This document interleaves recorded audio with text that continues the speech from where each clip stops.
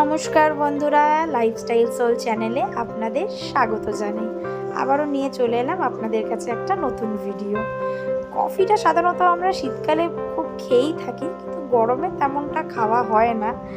তো চলুন, যাতে আমরা গরমেও কফিটা উপভোগ করতে পারি, তার জন্য নিয়ে এলাম নতুন একটা রেসিপি। কি কি লাগছে দেখিয়ে দিই। লাগছে আমাদের দুধ, চিনি, আইস মানে বরফ, নেসক্যাফে আমি এখানে ব্যবহার করছি, হার্সের চকলেট সিরাপটা, আমুলের ভ্যানিলা আইসক্রিম, আর ইউজ করছি চকলেট। চলুন পদ্ধতিটি এবার দেখা যাক। মিক্সিং বোলটা নিয়ে নিলাম। মিক্সিং বোলে আমি নিয়ে নিচ্ছি নেসক্যাফের একটা 10 টাকার প্যাকেট। বেশি এখানে কফি আমাদের লাগবে না, তাই ছোট প্যাকেটই নিয়েছি। আমরা এখানে ব্যবহার করছি ওই 1.5 চামচ মতো কফি।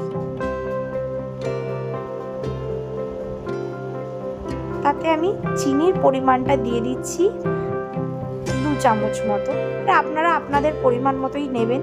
অনেকে একটু বেশি মিষ্টি খায়, অনেকে আবার একটু কম খায়, সেটা আপনারা পরিমাণ মতো বুঝে চিনিটা দেবেন, যেটা আপনাদের জন্য ঠিক। এরপরে আমি দিয়ে দেবো কিছুটা বরফ। বরফ দেওয়ার পরে আমরা মিক্সিং বোলটাকে বেশ অনেকক্ষণই আমাদের মিক্সিং বোলটাকে কিন্তু গ্রাইন্ড করতে হবে, একটু থিকনেসের জন্য, একটু মোটা হওয়ার জন্য, মানে কফিটা যেন একটু থিক হয়, তার জন্য আমরা বেশ অনেকক্ষণ ধরেই মিক্স করবো এটাকে। এরপরে নিয়ে চলে এলাম আপনাদের কাছে গ্লাসটিকে একটু ডেকোরেশন করে নিচ্ছি নিজের মতো সুন্দর করে।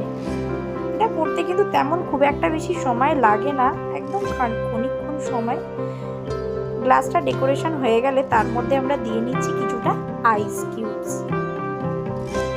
দেখিয়ে দিলাম আপনাদেরকে, বেশি না, 2 টুকরো মতো দিচ্ছি, 2টো মতো।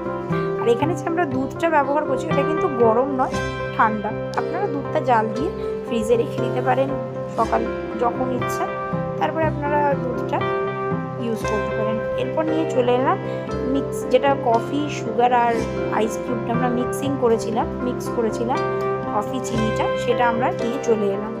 একটু হালকা দেখতে পাচ্ছেন, একটু থিকনেস চলে এসছে এর মধ্যে।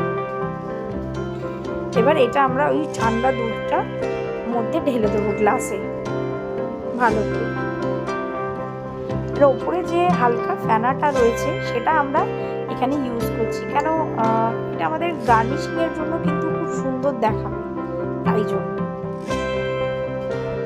এবার এটাকে ভালো করে আমরা মিশিয়ে নিচ্ছি, একটু বুঝে মেশাবেন, কারণ এখানে আমরা যে চকলেট সিরাপটা দিয়ে গার্নিশিং করেছি, যেন ওটাই লেগে না যায়। ওটা লেগে গেলে পুরো গার্নিশিংটা কিন্তু নষ্ট হয়ে যাবে বন্ধুরা। সব রকম